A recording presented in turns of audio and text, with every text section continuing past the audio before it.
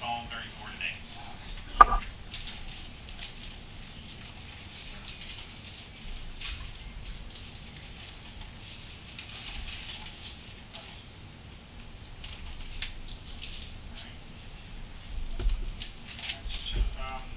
Each part of this psalm is the little preface. If you have some Bibles, will tell you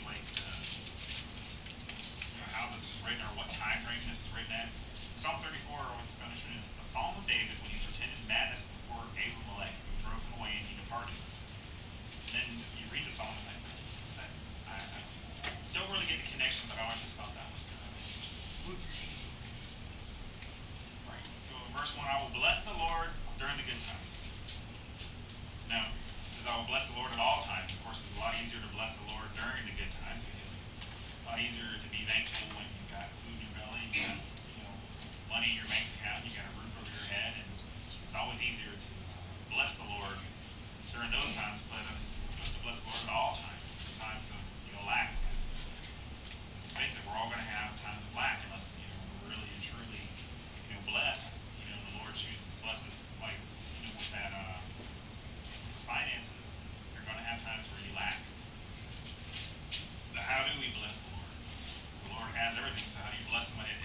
How do you bless the guy that has got everything? Well, let's continue on. His praise shall continually be in my mouth. That's all the Lord wants from us is our praise. And that's how we bless the Lord. That's when we praise Him. My soul shall make its boast in the Lord. I've been around a person that wants to boast about every little thing that they do. Say, oh, hey, I did this today. Oh, hey, I did that today. Or it gets a little old. It gets annoying. It's like, boast in the Lord. If you're going to boast in the Lord. The humble shall hear of it and be glad. It goes back to, the person that wants to boast in themselves. It's like, you hear about it, you're like, okay, whatever. It's like, but you hear somebody boasting in the Lord, what the Lord's doing, and people will be glad to hear those things. Oh, magnify the Lord with me, and let us exalt His name together. It's kind of hits on the fact that you're not supposed to be alone. It's magnify the Lord with me, and let us exalt His name together. Implying, there's more than one person. Because, we're not supposed to be, one of the first things God said was, it's not good for man to be alone. It's not good to be alone. It's like, yes, we have our quiet times, and when it comes to worship times, and those people that want to say, oh, I don't like going to church, I'll sit home and watch it on TV. Not exalting the name of the Lord together with, granted, if they can't leave their home, that's something different. It's like, if they have the ability and they just lack the desire, then that's something that we need to pray for them for. I sought the Lord and He heard me. The Lord's there with open arms for you. However, you have to walk into those arms. Like, God's not going to come up and just give you a big hug. It's like, no, God's going to open His arms and you have to walk into it. It's like, so you have to seek the Lord. And deliver me from all my fears. If you're in the Lord, you're not afraid of anything. What did Paul say? What can man do to me? They looked to Him and were radiant, and their faces were not ashamed. The person that loves the Lord is just radiant. They've got just joy in their life, and they're just infectious, and you kind of want to be around them because, wow, there's just something different about that person.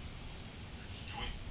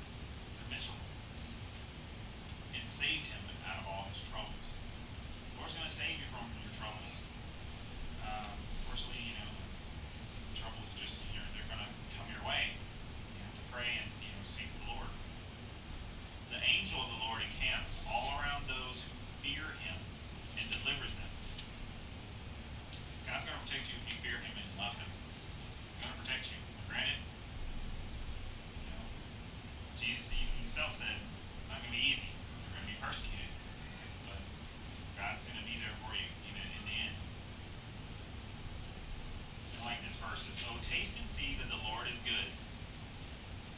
It's kind of like that old story in Dr. Seuss, Green Eggs and Ham.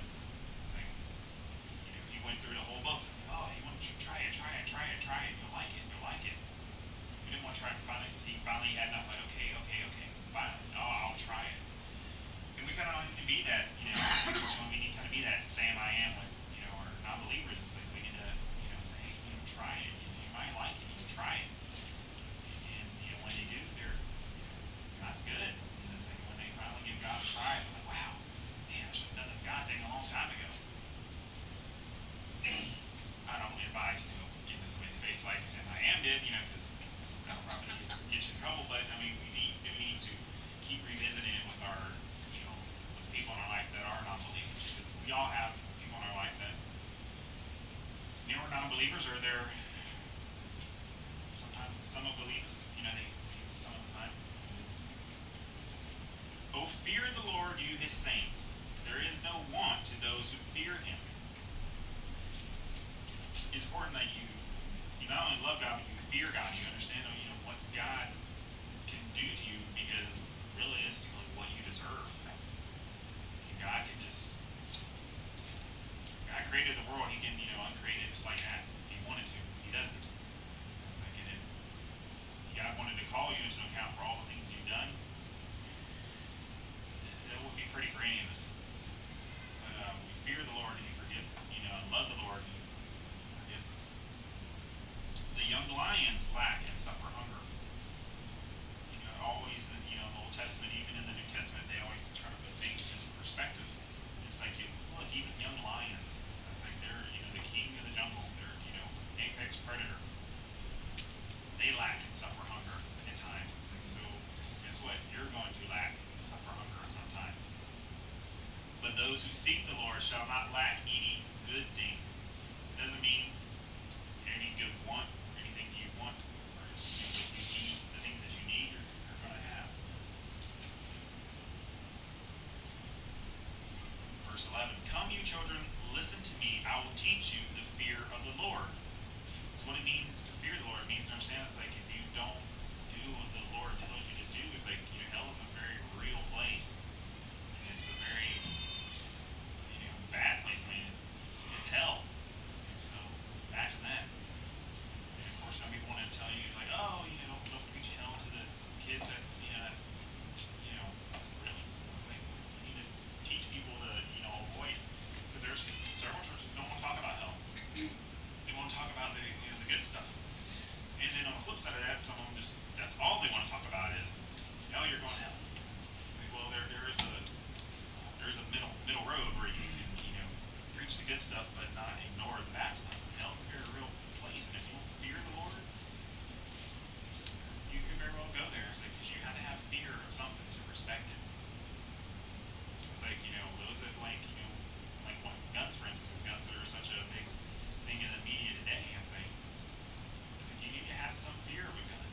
It's like not necessarily be terrified of it, but have some fear and respect of what that gun is capable of. Just like the Lord is like, have fear and respect of what the Lord is capable of. Because if you don't, then that's kind of saying, well, you don't really believe in God. You don't believe that He can do the things that He can do. "Who is a man who desires life and loves many days, that he may see good?" That's a blessed man who wants to have a long life so he can see good, not just for his own personal reasons, but he wants to see good, wants to do good. Unfortunately, the good die young. Unfortunately, sometimes, and it's as we would say, people that don't deserve it, they get the long life, they get get all the glories of this world. It's like, but the glories of this world will fade and decay. The glory of God is forever. "Keep your tongue from evil." Only we're that simple. If only way to really keep your tongue from evil is to cut it out. Then you would still think it, so are you saving anything? No, but you try to do your best to keep your tongue in check, and your lips from speaking deceit. Deceit, of course, is like lying. But it's a little more than that. It's really you're being deceptive. You want to get something, that you shouldn't have, and so you deceive somebody. You make them think something that is not true to get it. Depart from evil and do good. I like David. He's a shepherd. He's a simple guy. But he wrote some beautiful psalms, and it's pretty simple. Depart from evil and do good. Seek peace and pursue it. Some people want things and they say, "Oh, I want this," but they don't want to put forth any effort. You have to pursue peace. You can't just say, "Oh, I want peace," or "Oh, I want a college education," or "Oh, I want this," and then not pursue it.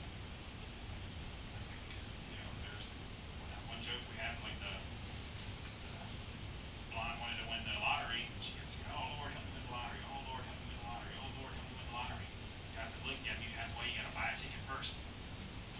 You got to meet lower halfway. If we're going to seek something, we got to pursue it. We're going to ask for something from God. It's like you also have to take steps to pursue it. God's just not going to plop it into your lap. You're not willing to work for it. Do you really deserve it?" The eyes of the Lord are on the righteous. It means His face is turned to us. It's like, it's like when you're talking to somebody and they're looking at you, you tell them, like, "Oh, they're listening to me." It's like, ladies, you can tell, it's like your husband, when you're talking to him, if he's not looking at you, probably not listening to you. Right, Sam? Right. Yes. That's not right. Yes. It's like when you look at somebody, you're actually actively listening to them. And His ears are open to their cry. God will hear you when you cry out to Him, and you're following His path. He's going to look at you and hear what you're crying about. The face of the Lord is against those who do evil, to cut off the remembrance of them from the earth. The face of God is turned away from those that want to do wickedness. He just turns and basically it's like, I don't know you right now.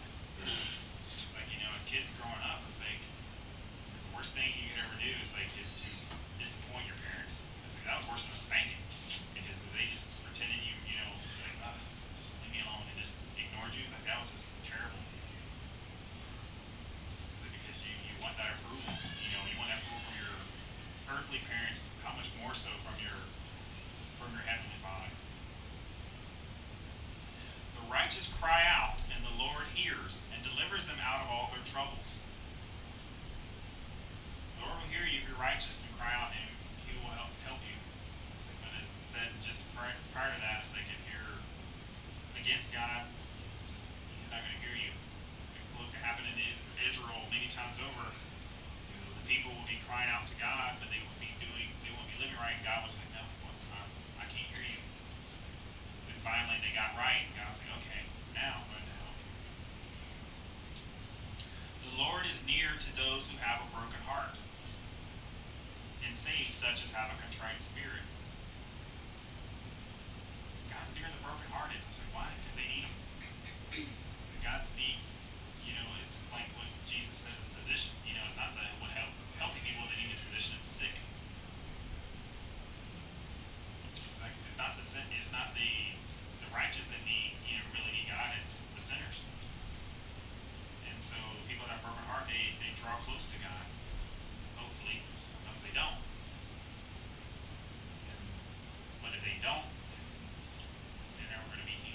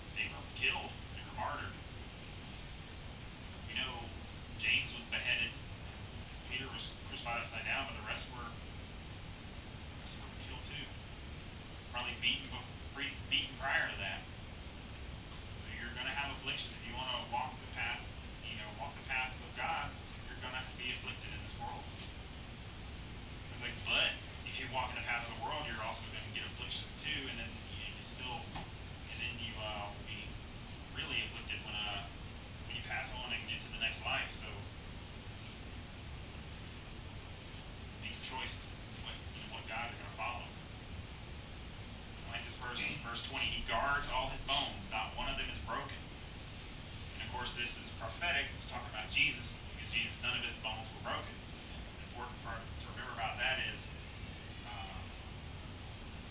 that it was prophesied. Of course, David, gave prophecy, and so did Isaiah. Also prophesied about, none of his bones will be broken. And in crucifixion, you die by crucifixion because you just can't breathe anymore. Because your arms are up and your body weight is down, so your chest can't expand. So you have to push up with your feet, so your chest cavity can expand. It's like, well, when the crucifixion was taken too long, the Romans chiropractors would break the legs of the person on the cross, and then they couldn't take too many breaths because the pain would be too intense to stand up on a broken leg. And and that also leads back to the Passover lamb. That's like when Moses was in Egypt, and finally, God had enough. He taught Pharaoh a big enough lesson. It's like he brought the plague of the firstborn, and that was the angel of death coming across the land, and it was the blood of the lamb that marked you and said, okay, pass by this person. It's like, but none of the bones of the lamb can be broken. It said very plainly, don't break the bones of the lamb. And that was a physical death. It's like years later, many, many, many years later, you have Jesus during the Passover time as well.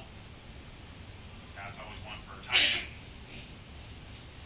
Jesus, shed his blood so we could put it on our doorposts so the angel of death can pass over us. But of course, in our case, it's not a physical death, but it's a very, very real spiritual death, because that's the angel, call it the angel of sin if you want to, that will pass over you and you go into the house that's not marked. And of course, Jesus was dead when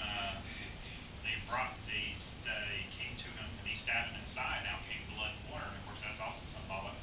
And blood being, the way they atone for sin, and water is many references to, rivers of living water coming from him. But also, if you're scientific, it speaks to the fact that he was well and truly dead. It's like, because blood is a lot like, if you think Italian dressing. Okay, you got all the stuff down at the bottom, you got the oil, you shake it up, it mixes up, it's all fluid in there. It's like the blood. But if you stop shaking that Italian dressing, put it down, it separates out to its, to the physical portion and the liquid portion. Blood's the same way. You draw blood in a test tube, you leave it sit for a little while, it's going to separate to the red cells in the plasma. So scientifically, it also speaks to the fact that Jesus was dead. It has a symbolic meaning atonement for sin and living water, but also a physical way of saying this guy was well and truly dead because his blood was no longer circulating in his body. That's the only way you'll have blood and water coming out of a person, is if the blood is no longer moving. And of course, blood is no longer moving, you're not going to be moving either. So, evil shall slay the wicked. So when live in the world, I said, guess what? The world's going to eat you up, spit you out. As you say, oh, hey, I want to do this. I want to do this for a living. I want to do that for a living. That'd be awesome. I was like, yeah. It's like, but you know what? You don't have God. It's like, the world's going to eat you and spit you out. As I always like to, reference Kurt Cobain, because he was a big time musician. And he was making quite a bit of money, doing what he loved to do. And yet, he was so miserable, he ended his own life. So why? Because he lived in the world, he didn't live for God. And so he found he was brokenhearted, there was no way out for him. And those who hate the righteous shall be condemned. How many people have ever been hated just because you're a Christian, or people want to ostracize you just because you're a believer, and they just hold it against you because they you're one of those talk to you? It's like, why? Because the world doesn't like us. The world hates the righteous. Like, why? Because they know what they're doing deep down is wrong. And when someone's been told, knows that something they're doing deep down is wrong, they try to justify it, or they try to lash out at the people that are not giving in to that, to make themselves feel better. but it's not, just know it's like your glory is ahead of you. It's like, yeah, so what? It's like this person was like you, so God loves you. Does it really matter what this person thinks? You probably won't know them in even 3 or 4 years anyways. The Lord redeems the soul of his servants. It's also prophetic. The Lord did redeem us. Like Jesus died and redeemed us all, so that we can be his servants. And none of those who trust in him shall be condemned. Jesus said, no one can take the lambs from my hands that the Father has given me. David, thousands of years prior to that, he kind of alluded that. None of those who trust in him shall be condemned. That's like condemning is worse at the end of time. In the days when we have to step to account for God, it's like he's either going to say, well done, my good and faithful servant, or depart from me, for I know you not. That's not something you're going to want to hear. And it's like there's no do-over, there's no extra life, there's no continue, there's no nothing. That's like this or that. No middle when it comes to that. It's like you're either going to hear well done or hear depart. That's not something I want any of us to hear. I don't want anyone to have to hear that. But unfortunately, people make that choice themselves. Say, you can't help those who don't want to be helped. You can't save those who don't want to be saved. That's just the reality of it. It's like, God knows it. I think Jesus himself said, it's not the Father's will for anyone to